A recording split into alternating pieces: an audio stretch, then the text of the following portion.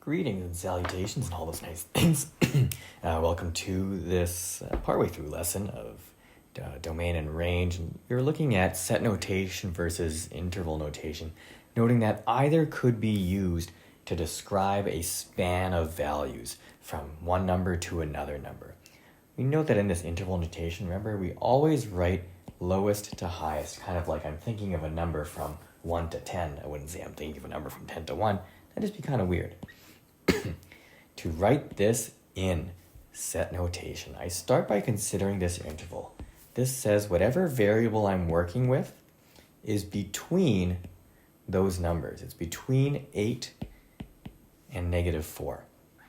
It's strictly above -4 because of this curvy bracket. But for the 8, we have an inclusive inequality. So this that currently says less than needs to be less than or equal to. So it gets the or equal to part because of this particular bracket. To finish off this interval notation here, we just need to say that, the set notation, we're saying that x such that all those things are happening. Of course, x will be a real number. So we fill that in. And then because it's a set, we add the curly braces to begin and end it. So similarly, we tackle this next one. This one goes from 2 to infinity. But in our comparisons, where we're saying that our variable is sandwiched between these two values, we note infinity itself is not a value. It kind of looks like it might be, but it's not. It's more just a concept that there's nothing that's bigger than it. So every single number is always less than infinity. Nothing can match it. So we kind of leave that part out. Instead, we just write whatever is left, noting that, once again, with this square bracket, this inequality should have a little equal sign with it. So again, not writing this part, because that would be considered improper. We don't write comparisons to infinity.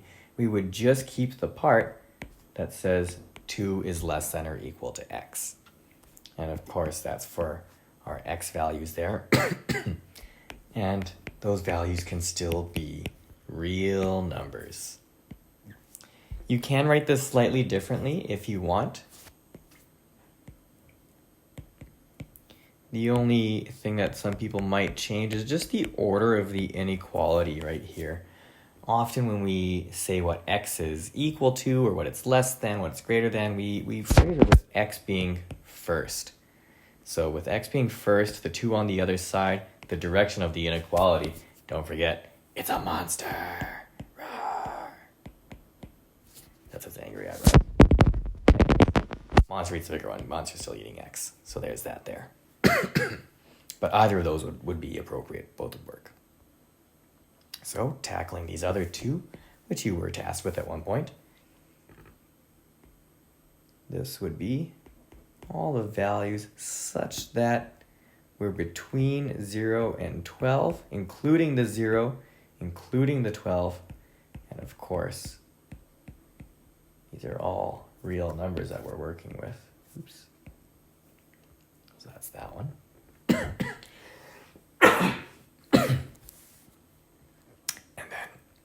and then for the last one, let's kind of take a look. Again, we're dealing with infinity in that next one. So there it is. If we were to write the comparison, we would say negative infinity and positive infinity, sandwich our x there. But remember, we don't write comparisons with infinity. So we're not writing this. And we're not writing this. Missed the I there somewhere. That means when we write our comparisons, we've already got kind of just an empty space in there. We just need the x such that in front.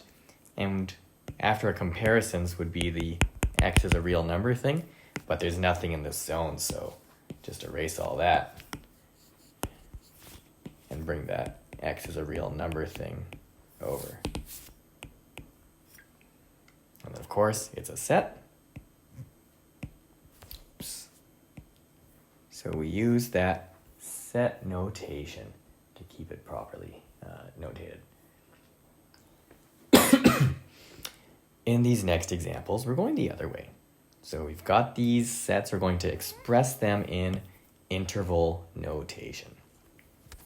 And we'll know with these sets, this one uses x is our default, this one uses y, and we should ensure that that comes into play when we describe our sets.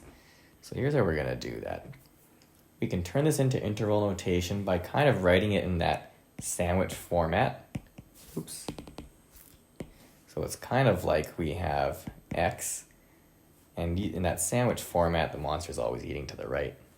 It's less than 3, and on the other hand, it must be greater than negative infinity, and that's the part we didn't really write because it's improper to write it. So this is more just like in our heads. Don't want to put that on paper because this comparison would be improper to write. So it's in our head brains. That's what we're thinking of. That's what that's kind of structuring our thoughts, our direction. But because we're going from negative infinity to positive 3, our interval will involve those two numbers, negative infinity and positive 3. Because this is a strict inequality, we're going to put a round bracket there, and again, strict inequality there, round bracket there. And that makes sense as well because don't forget, with infinities, we'll always have round brackets, never square ones. I mentioned earlier the variable has to come into play. We said this was the set of all x values. So if we're going to say x is somewhere in this span, just as we can say like x is a real number right up top there, we're going to say x is an element of this particular span. So that's that one done. I dare you to try the other one. Take a solid 60 seconds and pause the video and then resume after those 60 seconds are up. Go! All right, you paused, you returned. Let's do this. We're going between -5 and 9. It's already written in this y is in between values kind of notation. So that's kind of nice. We can just say we're going from -5 to 9. Nice. We're going to round bracket the 9 because of its strict inequality. And we're going to hard square bracket the 5 because of its inclusive inequality. And because these are values of y, we're going to say y is an element of that particular interval. What is on the next page? Ooh, now we're going to get into stating domains and ranges. When we're stating domain, remember domains are collections of x values. When we stated those way back in here, it was just straight up what's x, what's y. X became domain values, range became range was your y values. Every single one that is used at all. When we look at this, we want to find domain values. It's kind of like we're going to squish this whole thing in down to the x-axis so we can see which x-axis values are being used. You can also think of it as us just kind of shining a flashlight and seeing what shadow it has on the x-axis. The x-axis values that are, or the x values that are used are all of these ones. So we're dealing with a span that goes all the way from here. That's negative, hang on, where are we at? 1, 2, 3, 4, 5. So from -5 all the way up to positive 1, 2, 3, 4, 5, 6. So in interval notation, we can describe this domain as being all the x values from -5 to positive 6. Now, what brackets do we put here? Do we do square ones? Do we do round ones? And how are we going to know? On the left side, we've got this filled in dot. That means we hit that point exactly. So we for sure include it. On the right side, we've got, it's called kind of like a hollow point. So we get infinitely close to that value, but we never quite reach it. And as a result, we don't include the 6 itself. We just get super close to it. If I'm not mistaken, the instructions for this said to represent the domain and range in both set and interval notation. Yeah, both set and interval notation. So there it is in interval notation. And in set notation, we're talking about all x values such that x is between -5 and 6.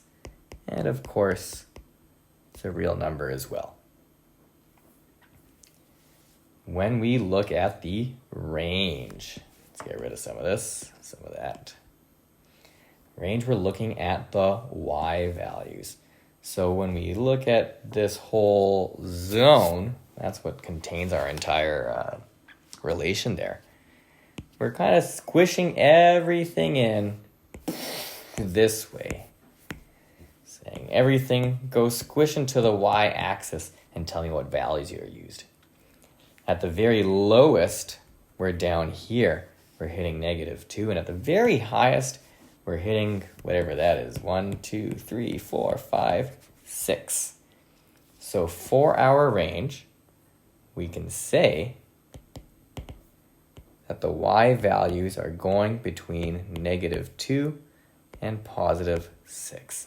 Noting the hard square bracket for the -2 because that lines up with this solid point. And the round bracket for the 6 because that lines up with that hollow point. So that is domain and range. Take a moment, try the other ones on this page. See, you can get, I'll fill in this, other notation, the set notation.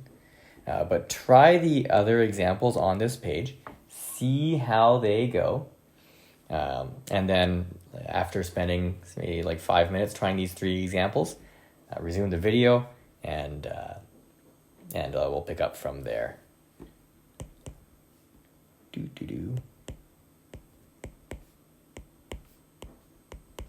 All right, assuming you paused and are now resuming, let's get these particular relations.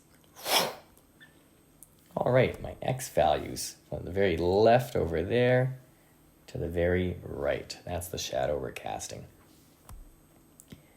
Because there's no hollow points, these are assumed to be exact hits on the left and right. So we're going as low as -5, as high as +3.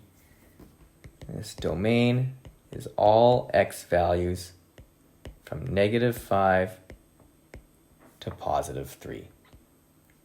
And in set notation, it's all the x values such that we're bounded between -5 and 3, and real numbers. For the range, we're as low as 0 and as high as 4. So range will be all y values from 0 to 4. And if we put that in set notation, it's y such that we're going between, oops, my y went weird, between 0 and 4. And of course, only real numbers. That one's that. When we look at the next one, what x values can we take on? Well, at the very lowest on the left here, and then it keeps going to the right. What happens here? Does this end? No. That arrow says take whatever has been established and keep going with it. So it's coming off the end of this little stick here. It says keep going in that direction. So yeah, it's going mostly down, but it's also going a little bit to the right as well. So as it proceeds, again, going mostly down, it's going further and further right, and that does continue forever. So at this right end, it doesn't stop there. Sure, we cover all this, but it keeps going forever and ever. That domain then is bounded on the left, so it goes as low as -6. How high does it go? We don't know. It just goes on forever. Since it goes on forever, we're putting infinity as its upper bound. And, in set notation, you know what I forgot? Should really put in for good form. Have to specify we're talking about x values here. X is a member of that interval. Now I can use that same variable with my set notation. X is something such that -6 is less than or equal to x, and x is a real number. So let's look at that range. At the very highest, we're up here at 3. But then because of this line going on forever, this goes down, down, down. So our range values, they don't have a lower limit. They keep going down to -infinity. Our range then, high as 3, low as -infinity. So y is somewhere between -infinity and +3. And that's the set of all y such that y is less than or equal to 3. Y is a real number. Next one does have something that you might not have seen before. That's okay. If it threw you off, we're going to learn what this thing is. There's this weird dotted line with a couple arrowheads at the end. And this function, this relation seems to be getting really close to it. Never quite touching. This thing is called an asymptote. It's kind of like a guiding line that shows a bit of a trend in the relation. And generally speaking, the function will, or the relation will approach, but not necessarily touch the asymptote. So it's a way of showing that we get super, super close to a value, but don't necessarily meet it. Now, it doesn't affect our x values, because on the x side, we're going on forever and ever to the left. And even up here, even though this is going mostly up, it is going to the right as well. So x values, we're covering this entire axis. That means our domain goes from -infinity to +infinity. So that's x such that it's a real number. We don't need to write any comparisons in there. Just that. For the y values, we get really close to this height right here. And then we go upward forever and ever, because this part goes up forever and ever. So our range then, y can go as low as -4, and then goes up high towards infinity. And for that -4, because we just get super close to this but don't touch it, that's not included. So it gets a round bracket. And interval or set notation. Y such that -4 is strictly less than y, and we're still dealing with real numbers. That's those ones done. Now, it might be that we have some relations that are kind of broken up into pieces. Like this. We've got a chunk-a-lunk over here, we've got a chunk-a-lunk over there. We can still express those using interval notation. It's possible to do it with set notation as well, but we'll just do that with interval notation to reduce the complexity here. What we do is we describe this first span, and then we describe this second span, and we link them together with a symbol that's kind of like a cup, kind of like a U. It's this symbol right here. And the reason why it looks like a U is often said it's because it represents a union. So it's the union between those two pieces, or more pieces if there are more pieces. So let's put that into action. For x values, for the domain, there's this span of values, and there's this span of values. Right? That's what's covered by each one of these chunks. For that first span, we're going as low as 1, 2, 3, 4, 5, 6. So -6 all the way up to -2. So from -6 to -2. And the second span over here is going from +2 to +6. So +2, +6. And because the domain consists of both of those spans, we link them with that kind of U-like looking thing. It's not a U with a little tail here. That would be the wrong symbol to use. Just like this. No tail, no serifs. Just like that. The range of this thing, still looking at two separate chunks. This chunk over here has this particular span, and then this lower chunk has this particular span. And we're going to use both of those spans. So the lower one goes as low as -5 and as high as -1. The other one starts at 0 and then goes all the way up to 4. And since we're covering both of those, we link them with that union symbol. Take a moment, try the other ones, and see what you get. They can be a little tricky here and there. That's okay. Just give it a shot, see what happens. There's room for you to make a guess, and then if your guess is not correct, leave it on the paper as a record of what you were thinking at a particular time. It can really help kind of guide your processes and your thoughts, what you retain, what you take moving forward as you work with practice work and move into other topics. But pause the video for a solid 5 and then try these other 3 examples, then resume.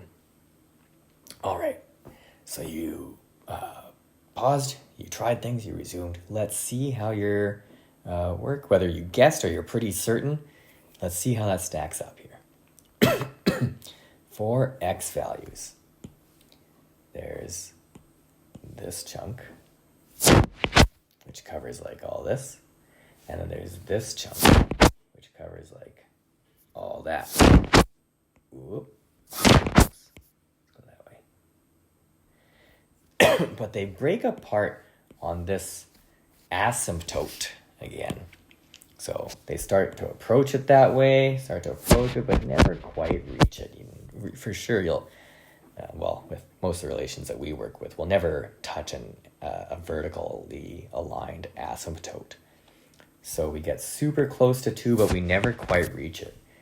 For this first chunk then, we go as low as -infinity, and we go all the way up to 2, but we don't reach it, so we put a round bracket. And then for the other chunk, we start at 2, and we go to +infinity. We don't touch the 2, and of course we never reach infinity either, so both of those get round brackets. And since we're talking about the union between both of these intervals, we put that union symbol in between. For the y values, let's look at what gets covered here. If we look at this left chunk, it for sure goes down, all the way down to -infinity. And over here, It's going mainly left, but you can see there's a bit of a rise there as well. So it is still going up. It's going up slowly, but it is going up.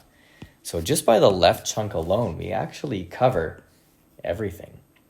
And if you're not completely sold, the right chunk also does that. So this piece here, it for sure goes down forever. Maybe it's going a bit more right than anything else, but it's still going down. And the upper part of it is going like almost directly straight up forever. So both of these ensure that the entire y-axis gets covered. The range of this thing is then just straight up negative infinity to positive infinity. Let's look at example X. This section almost ran out of letters. 2 chunks. There's a left chunk, there's a right chunk. Go for X values. We're talking about all of that, which means our domain is everything from negative infinity up to -2, and everything from 3 onward to positive infinity.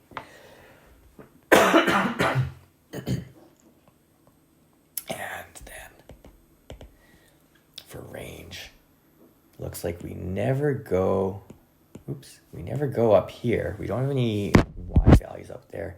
We start at 0 and just kind of go down from there forever. Even though these are going mostly out, they are still going a bit down. So that does get factored in. As low as negative infinity, as high as 0, and looks like we include that 0. And that's done. Last one. X values. All the way left until we hit this asymptote, and on the right side goes on forever on the right, but then also kind of takes a break at that asymptote. So the domain goes from negative infinity all the way up to -3, not including the -3. And then from -3 again picks up and goes onward to positive infinity. The range at the very lowest, let's see what we get for highlighter. It cuts off at this asymptote, but it goes pretty much all the way up to it, and then picks up again for this other chunk, picks up again, and goes up. But just has that little break right at that value of y equals 2. So we go from negative infinity all the way up to positive 2, and from 2 we carry on to infinity. Little fun note is if we want to express this in set notation, we can do that. It's actually quite nice when there's asymptotic breaks like this, when it just breaks at a single value. Right? We're split at the -3 itself here for the domain. We're split at the 2 itself for the range. It's just the one value we don't include. We could say something like, we've got X such that it's everything except for -3. So X just doesn't equal -3, but it's otherwise every single real number. And similarly, Y is just not 2, but it's otherwise all the other real numbers. And writing that, I realized there's something I neglected. I wonder if I did it in all of them. Whoop, sure did. I needed to put my X and Y being elements of thing. Super critical. Domain is X values. My X values are elements of this whole span. And my Y values are part of this whole span. So make sure those get written in. Super necessary. And they should get written in for all of them. I'll fill that in before I post things online. In the meantime, though, we'll spend a couple days just working on the practice work, getting super familiar with domain and range, making sure we have it down pretty much 100%. So that's that. Do try the practice work, see how it goes, and we'll pick things up from there. And that is all. Take care. Oop, wrong button. Here I am. Technology. How does it work? Am I right? Yeah.